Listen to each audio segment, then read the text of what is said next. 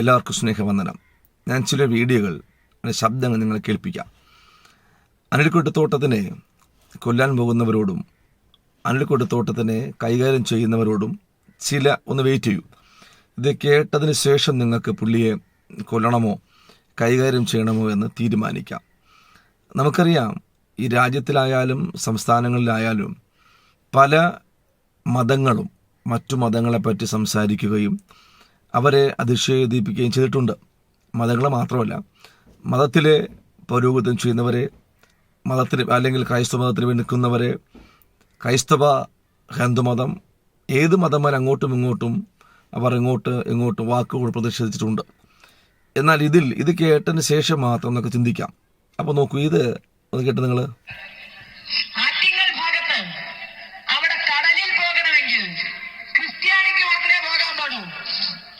നീണ്ടകര പാലത്തിന് തെക്ക് ഭാഗത്തേക്ക് ഒരൊറ്റ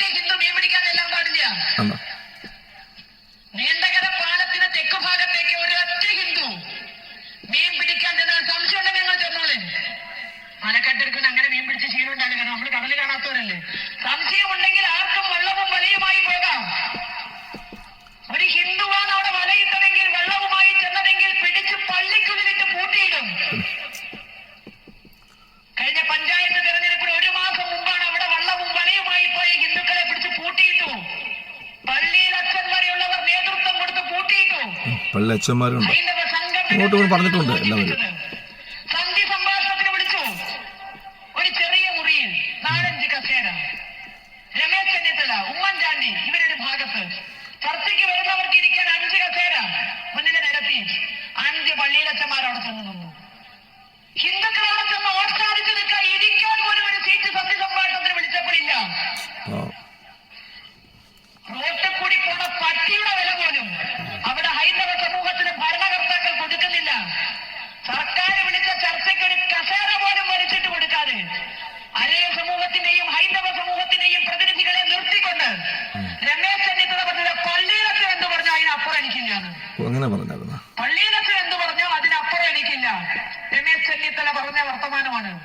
ഇന്നും നീണ്ടകര പാലത്തിന് വടക്ക് ഭാഗത്തല്ലാതെ നീണ്ടകര പാലത്തിന് തെക്കു ഭാഗത്ത് വലയിടാൻ ഹിന്ദുവിന് അധികാരമില്ല. കാസർഗോട്ട് അത് പ്രാദേശിക വികാരമല്ല. കാസർഗോട്ട് നിന്ന് ക്രിസ്ത്യാനിക്ക് അവിടെ പോയി വലയിടാൻ കുഴപ്പമില്ല. പക്ഷെ നീണ്ടകര പാലത്തിന്റെ വടക്കേ ഭാഗത്ത് തെക്ക് ഭാഗത്തൊന്നും വലയിടാൻ പാടില്ല. വലയിടണമെങ്കിൽ അവൻ മാമാദീസ മുങ്ങണം. ഈ അസഹികൾ ഇവിടുത്തെ രാഷ്ട്രീയക്കാരെ കണ്ടിട്ടുണ്ടോ? അറിഞ്ഞിട്ടുണ്ടോ? ഏതെങ്കിലും വിധത്തിൽ പ്രതികരിച്ചിട്ടുണ്ടോ? ഹൈന്ദവ സംഘടനകൾക്കല്ലാതെ മറ്റാർക്ക് ഈ വിഷയമുണ്ട്? അപ്പൊ കടലിനും മതം. പൊന്നാനി കടല് മുസ്ലിമിന്റെയാണ്, ഇവിടെ ആറ്റിങ്ങൽ കടല് ക്രിസ്ത്യാനിറ്റിയാണ്. നമ്മളെങ്ങനെ പോകണം? നമുക്ക് എവിടെയുണ്ട്? എവിടെയെങ്കിലും പറഞ്ഞിട്ടുണ്ടോ ഹൈന്ദവ സമൂഹം ഇതുവരെ? അപ്പൊ കണ്ടില്ലേ, അപ്പൊ ഇത് പറഞ്ഞത് നമ്മുടെ ശശികല ടീച്ചറാണ്. അപ്പൊ അവരും മതങ്ങൾക്കും മതത്തിലെ അച്ഛന്മാർക്കും അതിൽ പ്രവർത്തിക്കുന്നവർക്കും എതിരേക്കും പല വിഷയങ്ങളും പറഞ്ഞിട്ടുണ്ട്. അടുത്ത നിങ്ങളെ കേൾപ്പിക്കാം നമ്മുടെ ജി മോഹൻദാസ് സാർ പറഞ്ഞ ചില കാര്യങ്ങൾ. രാഹുലിൻ്റെ ഭാഷയിൽ പറഞ്ഞാൽ തീവ്ര ഹിന്ദുത്വവാദി. പുള്ളി കന്യാസ്ത്രീകളെ പറ്റിയും ക്രൈസ്തവ സമൂഹത്തെ പറ്റിയും പറഞ്ഞതൊന്ന് കേൾക്കാം. നിങ്ങൾക്കൊന്ന് കേട്ട് നോക്കാം. അതൊന്ന് കേട്ടതിന് ശേഷം നമുക്ക് അടുത്ത ഭാഗത്തിലേക്ക് വരാം. അപ്പം അങ്ങോട്ടും ഇങ്ങോട്ടും പറഞ്ഞിട്ടുണ്ട്. നിങ്ങൾ വീഡിയോ സ്കിപ്പ് ചെയ്യാതെ കാണുക. ഇത് കേട്ടെ. ഏകദേശം ഇന്ത്യയുടെ മധ്യഭാഗത്ത് ഉള്ള ഒരു സ്ഥലമാണ് ദുർഗ്. സാമാന്യം വലിയൊരു ടൗൺ ആണ് കേട്ടോ. അത് വളരെ റിമോട്ടായ ഒരു വില്ലേജ് ആണ് എന്നൊന്നും ആരും ധരിക്കരുത്.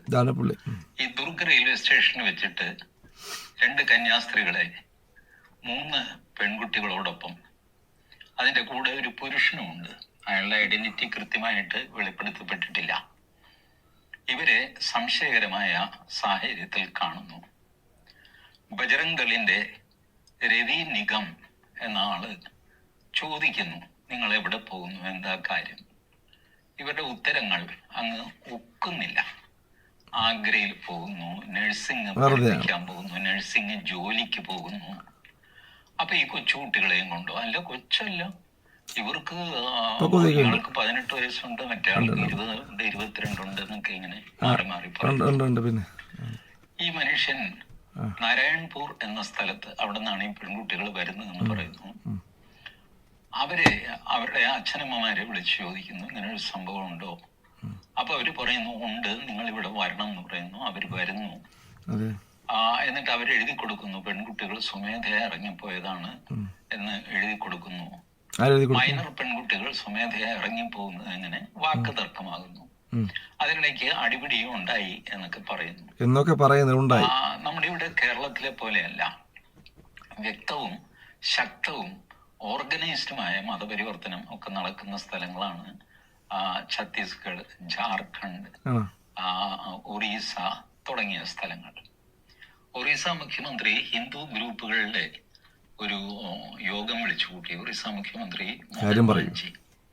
അദ്ദേഹം ഹിന്ദു ഗ്രൂപ്പുകളോട് പറഞ്ഞു, ഇതുപോലത്തെ സംഭവങ്ങളൊക്കെ വന്നു കഴിഞ്ഞാൽ നിങ്ങൾ നേരെ എന്നെ അറിയിക്കുക. ഒരു ഫോൺ നമ്പറും കൊടുത്തു.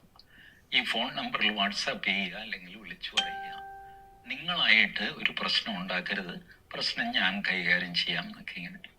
അപ്പൊ അത്രയ്ക്ക് വോളട്ടൈലായ സിറ്റുവേഷനാണ് അവിടെ, ഏരിയ ആണ് അവിടെ. അല്ലാതെ 2 കന്യാസ്ത്രീകളെ കണ്ടപ്പോ അന്ന് ഇവരെ ആക്രമിച്ചു കളയാം എന്ന് പറഞ്ഞ് ഇറങ്ങിയതൊന്നുമല്ല. വ്യക്തമായ സംശയത്തോടു കൂടിയാണ്. പിന്നെ പോലീസ് വരുന്നു, പോലീസ് ഇവരെ അറസ്റ്റ് ചെയ്യും. അപ്പോൾ ഇതും ജീവകണ്ഠദാസ് സാർ, പിന്നെ പുള്ളി പറഞ്ഞ വീഡിയോയുണ്ട്, എനിക്ക് അങ്ങോട്ട് കാണിക്കാൻ പറ്റില്ല, കേൾപ്പിക്കാൻ പറ്റില്ല. അപ്പോൾ ഇതുപോലെ പല സംഭവങ്ങളും പലരും അങ്ങോട്ടും ഇങ്ങോട്ടും പറഞ്ഞിട്ടുണ്ട്. ഇടയിൽ ഒരു ദേവദാസന് ഭയങ്കരമായി നികൃഷ്ടമായി പറഞ്ഞ ഒരു വീഡിയോ ഞാൻ നിങ്ങളെ കേൾപ്പിക്കാം, ഒന്ന് കേട്ടു നോക്കണമേ.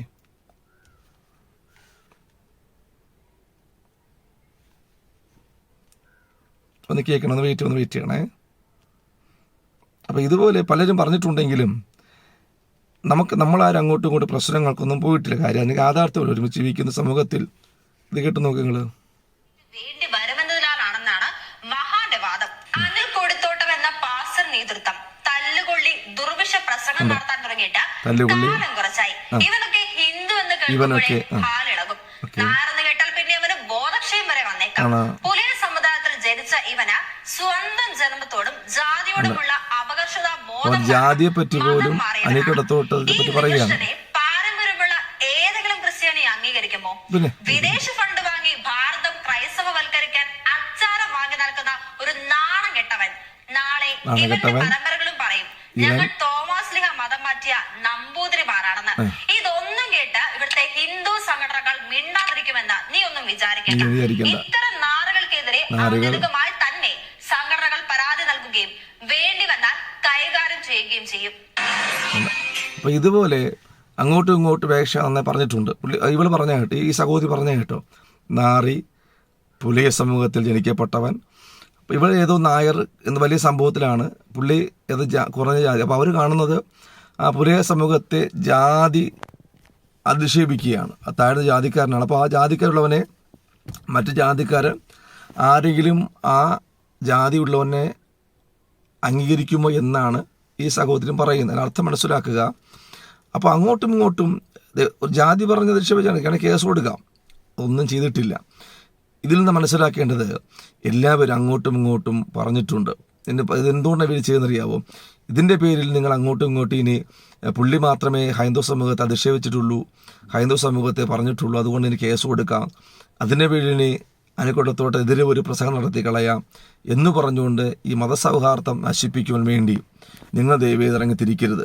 നിങ്ങളും പറഞ്ഞിട്ടുണ്ട്, മുസ്ലിങ്ങളും പറഞ്ഞിട്ടുണ്ട്, അതുപോലെ ക്രൈസ്തവരും എല്ലാവരും പറഞ്ഞിട്ടൊന്നുമില്ല.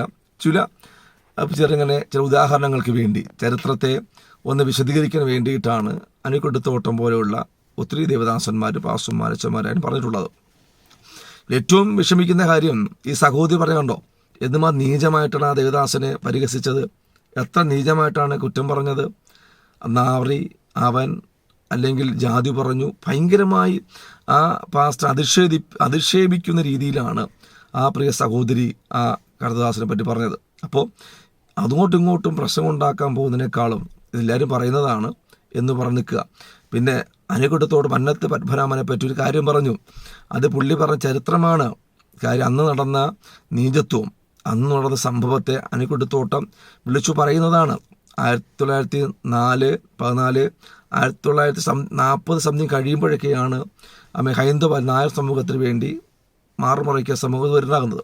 അപ്പം അതിന് മന്നത്ത് പത്മനാഭൻ ഒത്തിരി നീചം വാർത്ത എനിക്ക് പറയാൻ പറ്റിയ പബ്ലിക് ആയതുകൊണ്ട് ആ സംഭവം ആയതുകൊണ്ടാണ് മന്നത്ത് പത്മനാഭനെ പറ്റി അങ്ങനെ ഒരു സിനിമ എടുക്കാൻ പറ്റില്ല, അതിങ്ങനെ ഒരു നെഗറ്റീവ് ഇമേജ് ഉണ്ടാക്കുമെന്നുള്ള ഇത് പുള്ളി പറഞ്ഞത്. അത് മന്നത്ത് പത്മനാഭനെ പറ്റി അവിടെ നെഗറ്റീവായിട്ട് പറഞ്ഞതല്ല.